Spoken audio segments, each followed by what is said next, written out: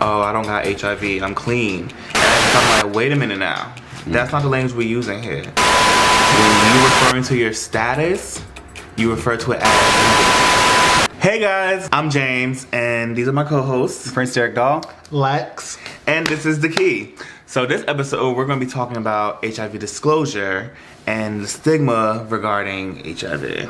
So stick around, and we'll see you soon.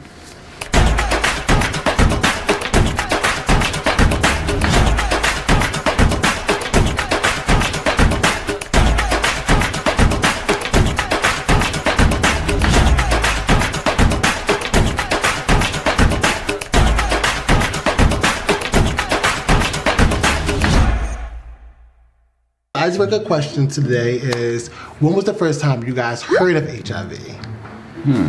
The first time I actually heard about HIV, I was around maybe 10 or 11, because I was like 5th grade. But I also had started seeing reports in Africa. That was during a time when they had this massive outbreak there. And I remember like, oh, these kids are dark skinned like me, like they have it. And I was so afraid. I didn't know how they got it or anything like that, but I started researching like what is AIDS? Researching what AIDS was led me to know what HIV is. And I think in 6th grade I did like my science fair project was on HIV AIDS. Yes, science fair project. Okay. Wow. It was about about sexual health and using condoms, the drugs that had been tested at that time to prevent or to treat HIV. I think for me was roughly 14, 15. I was a little like older. And it was only because I had just came out. My mother went to HIV seminar and got a bunch of pamphlets and forced me to read them, like cover to cover.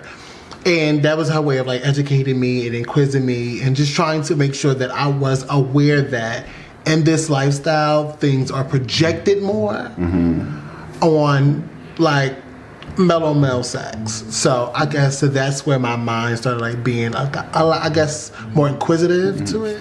All right, so we got doing our icebreaker, and we kind of discovered that we all learned about HIV relatively young, or at least got introduced to it. But part of the conversation about HIV when it comes to young people who are diagnosed with it is about disclosing. There's a lot of anxiety and a lot of pressure, especially now with people who are allowed to disclose on social media platforms like Twitter and Jack'd and Grindr. And so one of the questions that we're going to start the conversation off with is, what do you think are some of the barriers that people living with HIV face when disclosing? I would say the obvious: being ostracized, being judged, being ridiculed, being the token of every bad joke and negative joke in a negative sense. So I think that's what keeps a person like more isolated. Like, you know what? When it comes to these conversations, I'm not going to say anything. When the topic is brought up, you know what? I'm going to just like shy off to the side.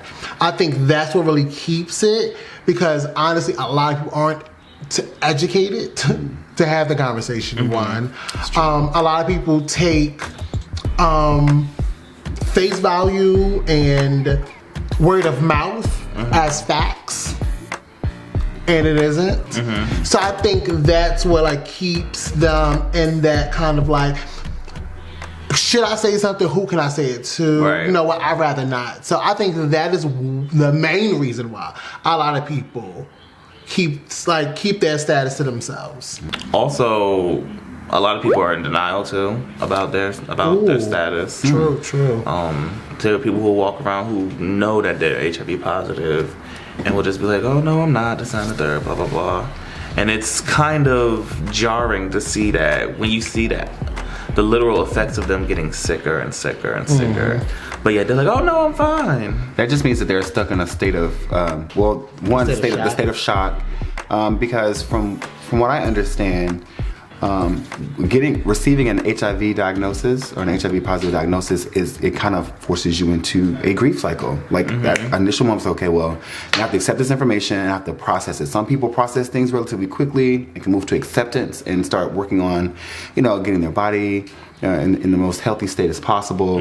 Some people, it takes a long time for them to really digest that information. Right. And I think with like something you said about being ostracized, the fear of being ostracized, or even the stigma that's around HIV can keep those persons who are diagnosed from saying, you know what, I don't want people to look at me and now think that I'm nasty or not clean.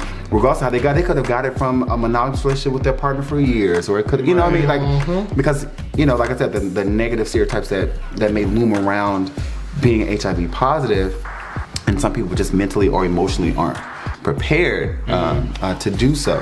I think also a lot of the stigma comes from the fact that people think that it's a gay person's disease, or it's a disease exclusively tied to the gay community, when in actuality it isn't. It could affect anybody, and it doesn't have a face at all.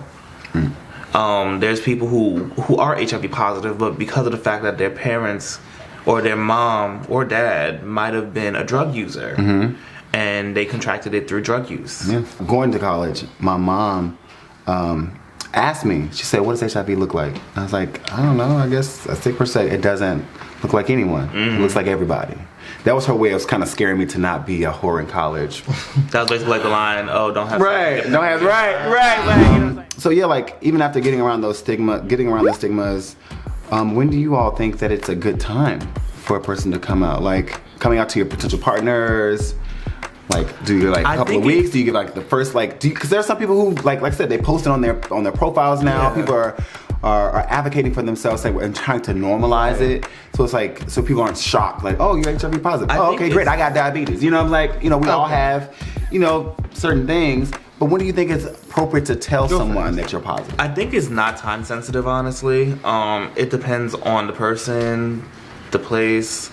It depends on numerous factors, because you could be that person who's upfront and honest, but also can be very want to keep your information off of social media, but at the same time be transparent. It's kind of what stage are you at with your status?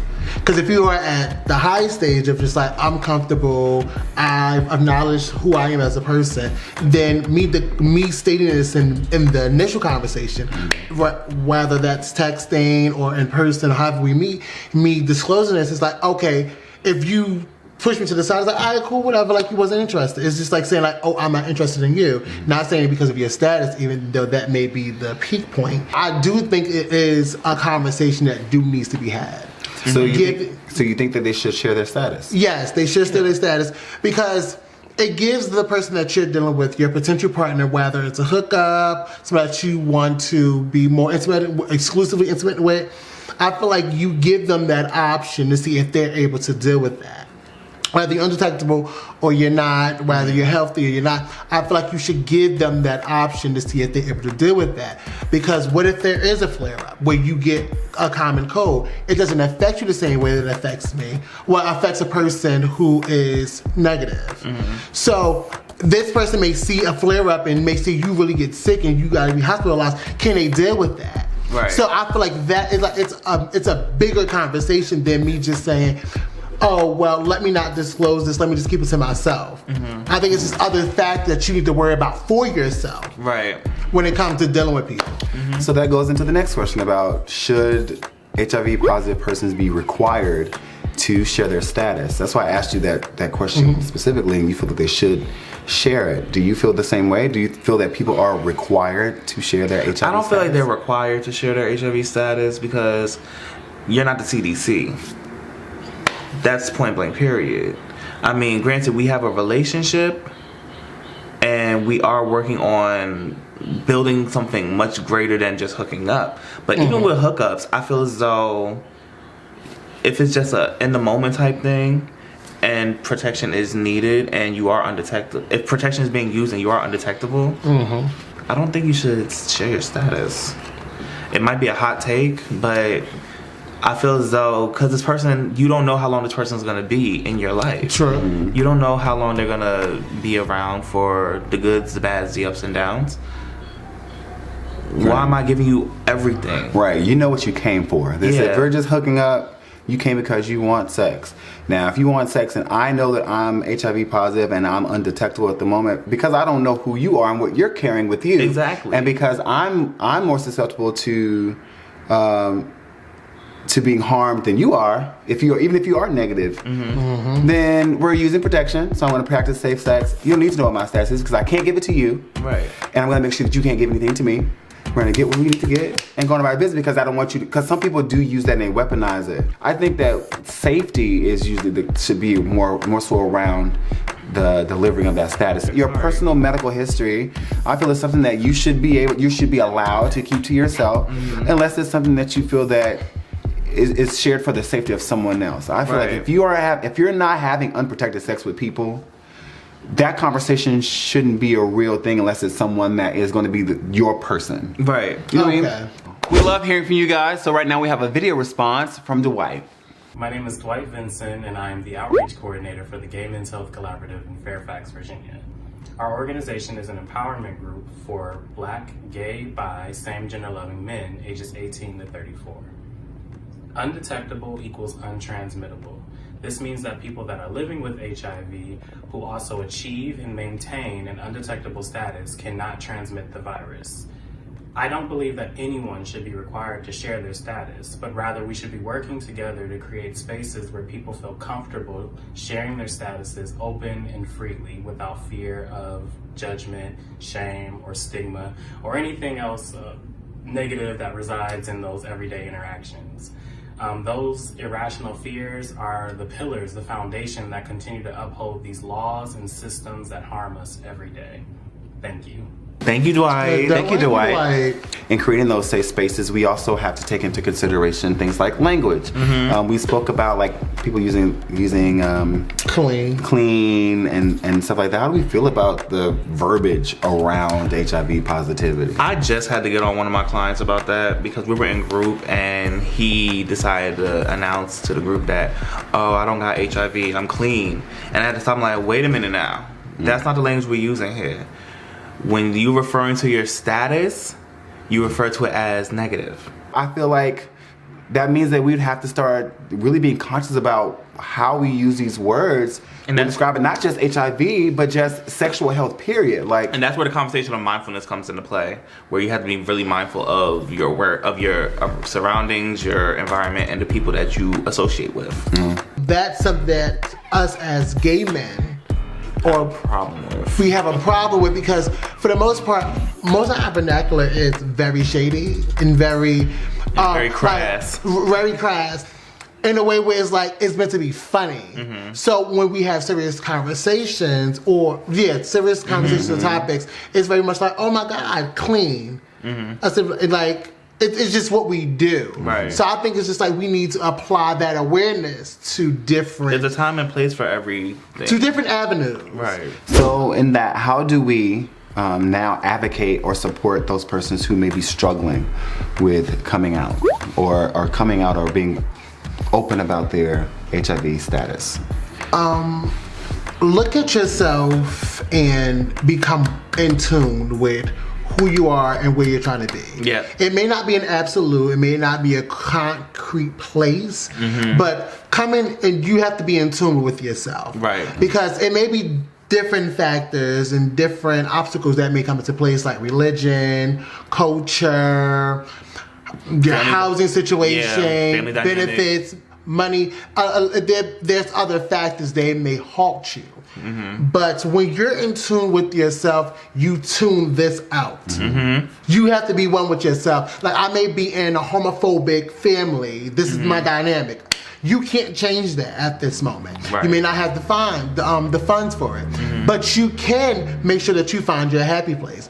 Whether that's music, if that's writing, if that's journaling, if that's you going on a walk, and talking to a friend about just being somewhere new. Right. So I would say check your privilege at the door too. That's true. There's a privilege with being a HIV negative person, and people don't seem to get that. You're speaking from a point of privilege where you haven't had to really deal with certain things, and that's where HIV and having those conversations, you don't know where this person might have contracted HIV from. They could have gotten it in the most triggering way possible. Like, people are so conscious and so taken in by their privilege that you spew hatred and ignorance without even being aware of it at all. Well, they say ignorance is bliss because it doesn't require a lot of work. And I think that's the problem, is that we have so many people out there that aren't willing to just do the work. Open a book.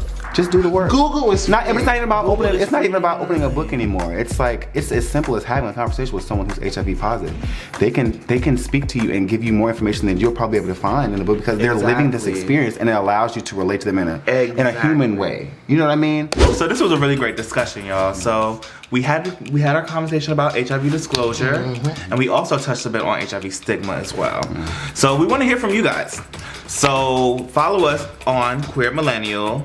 You follow us on YouTube at Queer Millennial. You'll follow us on Twitter at QueerM, and you'll also follow our Instagram at Queer Millennial. I'm James, I'm Prince Derek Doll. I'm Lex. and this has been The Key. Bye.